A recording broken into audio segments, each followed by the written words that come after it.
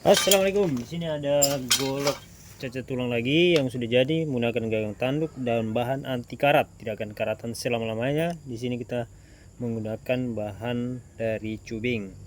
Nah, ini panjangnya 27 tanpa sarung, dipesan dari Mamuju, dan kita akan tes ketajamannya di kertas seperti ini dan akan lanjut ke tulang.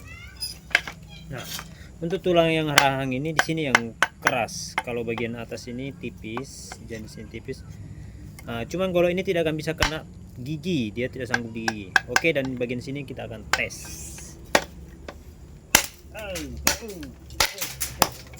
Kita cicil-cicil.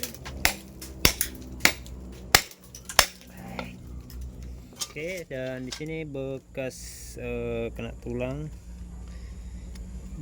tidak meleot dan tidak rompal, aman. Dan masih slice kertas. Oke. Dan siap kirim. Oke.